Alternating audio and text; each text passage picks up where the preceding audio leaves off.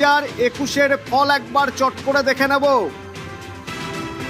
17টি আসন, এই 17টি আসনে মতুয়া ভোট ফ্যাক্টর, আরো অনেক ফ্যাক্টর তো রয়েছেই, তবে বড় ফ্যাক্টর মতুয়া ভোট ফ্যাক্টর 8-9 2021-এ 17টি আসনের মধ্যে থেকে একটি আসনে এগিয়ে ছিল বিজেপি। সেই একটি আসন আরো এগিয়ে যায় 2024 লোকসভা ভোটে যদি বিধানসভা ভিত্তিক ফল আমরা দেখতে যাই, তাহলে দেখব 6-11 বিজেপি অনেকটাই গেইন করে গিয়েছে। রক্তক্ষরণ হয়েছে তৃণমূলের, কিন্তু 2026 দু বছর, এই 2 বছরে কি তৃণমূল তাদের হারানো জমি ফিরে পেয়েছে সেখানে, নাকি বিজেপি শক্ত করে নিজের জমি ধরে রেখেছে, আরো এগোনোর কথা ভাবছে? রানাঘাট কাউন্টিং সেন্টার, সেই রানাঘাট থেকে আমার সঙ্গে রঞ্জিত রয়েছে সরাসরি। রঞ্জিত, এখানেও দেখছি বেশ একটা উৎসবের মেজাজ, মানুষ সেজে গুজে এজেন্টরা তারা ওয়েট করে রয়েছেন, তারা ভিতরে ঢুকবেন, আর বাইরে সমর্থকরা নিশ্চয়ই রয়েছেন। তারা কিছুক্ষণ পরেই ভিতর থেকে যে খবর আসবে, যে দলের জন্য উচ্ছ্বসিত হওয়ার খবর, সেই দল উচ্ছ্বসিত হবেন। স্লোগান, আবির, পতাকা, কি দেখছো?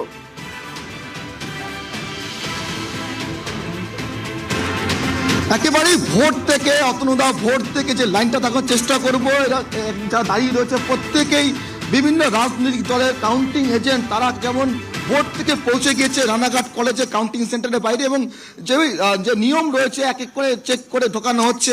এবং তোমাকে যাই দেখি অত্যন্ত গুরুত্বপূর্ণ রানাঘাট এই কাউন্টিং সেন্টার, কারণ আমি যেখানে দাঁড়িয়েছি মতুয়া গড়ে দাঁড়িয়ে রয়েছি, যেখানে 19 থেকে 24 পর্যন্ত সেখানে তৃণমূল কংগ্রেস কিন্তু তার জমি হারাতে একের পর এক হারিয়ে গেছে। কিন্তু 26-এ এসআইআর এবং মতুয়া ভোট কতটা তৃণমূলের পক্ষে থাকবে, সেটা একেবারে বড় চ্যালেঞ্জ ছিল তৃণমূলের কাছে।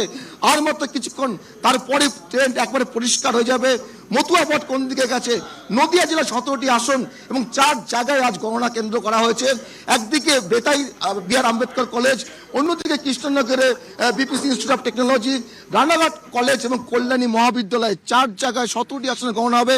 সকাল থেকে বিভিন্ন রাজনৈতিক দলের যারা একেবারে এজেন্ট রয়েছে তারা যেমন পৌঁছে গিয়ে, যারা কাউন্টিং পার্সোনাল রয়েছে তারাও রয়েছে। আমি তোমাকে একটু ভালো একটা চিত্র দেখার চেষ্টা করবো। আমার সাথে এই মুহূর্তে লাইনে দাঁড়িয়ে রয়েছে শান্তিপুর বিধানসভা কেন্দ্রের তৃণমূল কংগ্রেস প্রার্থী ব্রজকিশোর গোস্বামী, তিনিও লাইনে দাঁড়িয়ে রয়েছেন, তিনিও প্রবেশ করে কিছু মধ্যে। ব্রজবাবু, একেবারে সকাল থেকে লাইনে দাঁড়িয়ে রয়েছেন, কর্মীরাও রয়েছে। কর্মীদের সাথে লাইনে দাঁড়িয়ে আছি, ইলেকশন এজেন্টকে নিয়ে লাইনে দাঁড়িয়ে আছে, এটা একটা আলাদা অনুভূতি। আমরা সবাই কর্মী, আমরা সবাই দিদি এবং অভিষেক বন্দ্যোপাধ্যায়ের সৈনিক, এটাই বলবো। যুদ্ধ করতে যাচ্ছি, যুদ্ধের ফলাফল আমাদের পক্ষে থাকবে এবং সেটা নিয়েই বেরিয়ে আসবো। একেবারে মতুয়া গড়, সেখানে 19 সাল থেকে দেখেছি আমরা একের পর এক আপনাদের যে ভোট ব্যাংক সেটা কিন্তু বিজেপির পক্ষে গেছে। 26 আর কিছুক্ষণের অপেক্ষা, ইতিমধ্যেই সে ভোট বাক্সের মধ্যে ভোট পড়ে গেছে। কি ভাবছেন, কি আশাবাদী করছেন? ভুলে যাবেন না তাহেরপুরের প্রধানমন্ত্রী নামেননি, ভুলে যাবেন না সিএ ফর্ম ফিল আপ করেও মতুয়ারা নাগরিকত্ব পায়নি, ভুলে যাবেন না হাজার হাজার মতুয়া নাম বাদ গেছে, তারা এবছর 2026 বিধানসভা নির্বাচনে ভোট দিতে পারেননি, এটা ভুলে যাবেন না। এবং দেখবেন ফলাফল কোন দিকে যায় এবং কোন দিকে ঘোরে। বারবার মতুয়া মানুষজনদেরকে ঠকিয়ে ভুলিয়ে ভোট কেড়ে নেওয়ার চক্রান্ত 26-এ বিনষ্ট হবে। মতুয়া ভোটে কি ভরসা রয়েছে আপনাদের? না, মতুয়া ভোট তো আমাদের পক্ষে বরাবরই ছিল, মাঝখানে তাদেরকে ভুল বোঝানো হয়েছিল। এবছর রানাঘাট দক্ষিণ সাংগঠনিক জেলার ফলাফল ভীষণ ভালো হতে চলেছে। একেবারে আশাবাদী, ফলাফল অত্যন্ত ভালো হবে। যে 19 থেকে 24 যে ফলাফল ছিল তার থেকে অনেকটাই ভালো ফলাফল করবে। কিছুক্ষণের অপেক্ষা, তারপরেই কিন্তু ফলাফল স্পষ্ট হয়ে যাবে। এই মুহূর্তে দেখানোর চেষ্টা করছে আরেকবার যে একের পর এক যারা কাউন্টিং এজেন্ট রয়েছে রাজনৈতিক দলের, তারা কিন্তু লাইন দিয়ে তারা রানাঘাট কলেজ যেখানে ভেন্যু রয়েছে সেখানে প্রবেশ করার চেষ্টা করছে, এবং যে নিয়ম মেনে যে নিরাপত্তা ব্যবস্থা করা হয়েছে সেই নিরাপত্তা ব্যবস্থার মধ্যে দিয়ে তারা প্রত্যেককে ঢুকতে হবে।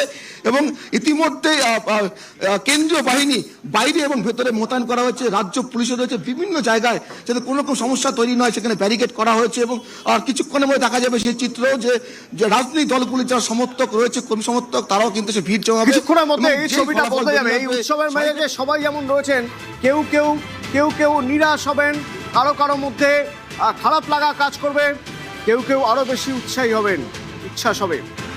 এটাই তো উৎসব। এই উৎসবের লাস্ট ল্যাপ আজ। 2 দফায় ভোট দেখেছে এই বাংলা, এই প্রথম ভোটে কোনো রক্তপাতের খবর নেই। এই প্রথম এসআইআর এর পরে ভোট, যেখানে বহু মানুষ ভোট দিতে পারেননি, তারা বৈধ না অবৈধ তা নিয়ে রাজনৈতিক চর্চা চলতে পারে, কিন্তু এসআইআর গুরুত্বপূর্ণ ভূমিকা নিয়েছে এবারের ভোটে। এই প্রথম কোন ভোট যে ভোটে 2.5 লক্ষ সেনা জওয়ান, 2 দফায় ভোট হয়েছে। প্রথম দফায় 152টি আসন। কোন 152টি আসন দেখে নেওয়া যাক। প্রথম দফায় 16টি জেলার 152টি আসন, মুর্শিদাবাদ, পূর্ব মেদিনীপুর, পশ্চিম মেদিনীপুর, পুরুলিয়া, বাঁকুড়া, ঝাড়গ্রাম, পশ্চিম বর্ধমান, বীরভূম। তো এই জায়গাগুলোর আমি যদি 2021-এর ফল দেখতে যাই, এই 16টি জেলায় 2021-এ এই 16টি জেলার মধ্যে থেকে 92টি আসন বার করে নিয়েছিল তৃণমূল, 59টি আসন বার করে নিয়েছিল বিজেপি। এবার আমি যদি 2024-এর লোকসভায় বিধানসভা ভিত্তিক ফল দেখতে যাই, হাড্ডাহাড্ডি লড়াই একেবারে। কিছু আসন কমে গেছে তৃণমূলের, কিছু আসন বেড়েছে বিজেপির। ওদিকে কংগ্রেস, সিপিআইএম অনেকটা এগিয়ে গিয়েছে, 12টি 152-র মধ্যে। আর ওদিকে হাড্ডাহাড্ডি লড়াই 76-64। আজ কি হবে 2026 বিধানসভা প্রথম দফার পর এবার দ্বিতীয় দফা 7টি জেলার মোট 142টি আসন। নদিয়া, উত্তর 24 পরগনা, দক্ষিণ 24 পরগনা, কলকাতা, হুগলি, হাওড়া, পূর্ব বর্ধমান বলা হয়। প্রথম দফায় যে জায়গাগুলোয় ভোট হয়েছে সেখানে বিজেপির অ্যাডভান্টেজ যদি বলা হয়, তাহলে দ্বিতীয় দফায় যে জায়গায় ভোট হয়েছে সেখানে তৃণমূলের অ্যাডভান্টেজ। কেন বলা হয়? কারণ 2021-এ এই 142টি আসনের মধ্যে থেকে 123টি আসনই ছিল তৃণমূলের দখলে, 18টি আসন ছিল বিজেপির দখলে। একটি খামচিহ্ন অর্থাৎ আইএসএফ, নওশাদ সিদ্দিকী, ভাঙড় থেকে। 2024 যদি লোকসভায় বিধানসভা ভিত্তিক ফল দেখতে চাই, তাহলে খুব যে এদিক ওদিক হয়েছে তা নয়। তবে হ্যাঁ, 123 থেকে কিছুটা তো কমেইছে, 115 তৃণমূল। বিজেপি কিছুটা তো বেড়েইছে, 9টি আসন গেইন করেছে। 18 থেকে 27, 2026 যতটা গেইন করেছে বিজেপি, সেটা কি ধরে রাখতে পারবে? তৃণমূল যা জায়গাগুলো হারিয়েছিল সেই জায়গাগুলো আবার ফিরতে পারবে? তার পাশাপাশি নওশাদ সিদ্দিকী কি এবারও ভাঙড় থেকে জিতবেন? এই সব প্রশ্নের উত্তর ধীরে ধীরে পাওয়া যাবে। আজই পাওয়া যাবে। আজ দিনভর নিউজ 18 বাংলায় সেই ছবি থাকবে। কিন্তু আজ যারা কর্মী সমর্থকরা গণনা কেন্দ্রের বাইরে পার্টি অফিসে থাকবেন, তাদের আজকের দিনটা কারো মধ্যে উচ্ছ্বাস থাকবে, কারো মধ্যে নিরাশা থাকবে, খারাপ লাগা থাকবে। সব কিছুর উপরে, মাথার উপরে কি থাকবে? মেঘ, বৃষ্টি, দুর্যোগ হতে পারে। চট করে একবার হাওয়া অফিস কি বলছে, আজ দিন কেমন যাবে দেখে নেওয়া যাক।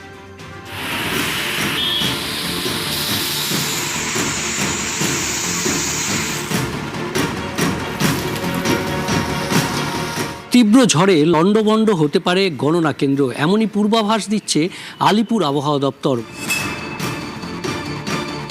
সব জেলাতেই বৃষ্টিপাতের সম্ভাবনা রয়েছে, সম্ভাবনা বেশি রয়েছে 4 তারিখেই, এবং তীব্রতাও বাড়ার সম্ভাবনা আছে। দমকা হাওয়া সহ বজ্রবিদ্যুৎ সহ বৃষ্টিপাতের সম্ভাবনা থাকছে। বৃষ্টিপাতের পরিমাণও বাড়বে 4 তারিখে। দমকা হাওয়া কোথাও 50 থেকে 60 কিলোমিটার প্রতি ঘন্টায় থাকার সম্ভাবনা রয়েছে।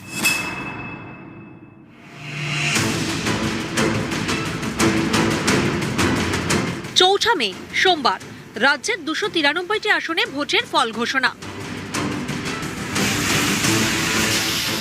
ভোটে যারাই জিতুক, বাংলা জুড়ে হতে পারে তাণ্ডব দেখাতে পারে কালবৈশাখী। আবহাওয়া দফতরের এমনই পূর্বাভাস। আলিপুর আবহাওয়া দফতর জানিয়েছে, সোমবার রাজ্যের সব জেলাতেই কালবৈশাখীর সম্ভাবনা। বজ্রবিদ্যুৎ সহ বৃষ্টিও হতে পারে। কালবৈশাখীর তাণ্ডবে লণ্ডভণ্ড হতে পারে মালদা, উত্তরবঙ্গের 2 জেলা জলপাইগুড়ি এবং আলিপুরদুয়ারে ভারী বৃষ্টির সম্ভাবনা। ভারী বৃষ্টি হতে পারে দক্ষিণের 3 জেলা হুগলি, পূর্ব বর্ধমান এবং উত্তর 24 পরগনায়। রাজ্য জুড়ে এই ঝড় বৃষ্টি চলবে মঙ্গলবার পর্যন্ত।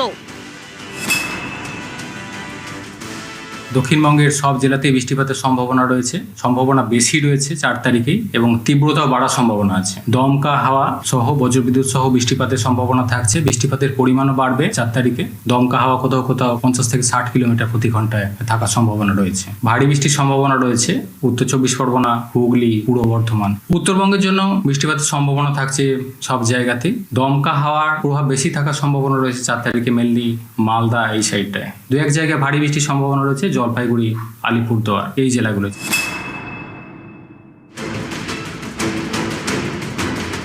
23শে এপ্রিল প্রথম দফার ভোটে চড়া রোদ। 29শে এপ্রিল শেষ দফায় মেঘলা আকাশ, নানা জায়গায় বিক্ষিপ্ত বৃষ্টি। 2রা মে ডায়মন্ড হারবার এবং মগরাহাট পশ্চিম 2 বিধানসভা কেন্দ্রের 15 বুথে ফের ভোট হয়। সেদিনও সকালে রোদ, বিকেলে বৃষ্টি। 4 মে সোমবার 293টি আসনের গণনা। এদিন রাজ্য জুড়ে তাণ্ডব চালাতে পারে কালবৈশাখী। তীব্র ঝড়ে লণ্ডভণ্ড হতে পারে গণনা কেন্দ্র, এমনই পূর্বাভাস দিচ্ছে আলিপুর আবহাওয়া দপ্তর। ভোটের গণনার দিন দক্ষিণবঙ্গের সব জেলাতেই কালবৈশাখীর ঝড়, উত্তরবঙ্গের মালদায় ঝড়ে লণ্ডভণ্ড হতে পারে এমনই পূর্বাভাস রয়েছে। গণনার দিন কার্যত কালবৈশাখী ঝড়, বিক্ষিপ্তভাবে শিলাবৃষ্টি এবং ভারী বৃষ্টির সতর্কবার্তা উত্তর এবং দক্ষিণবঙ্গ 2 বঙ্গেই। ক্যামেরায় সঞ্জয়ের সঙ্গে বিশ্বজিৎ, নিউজ 18 বাংলা।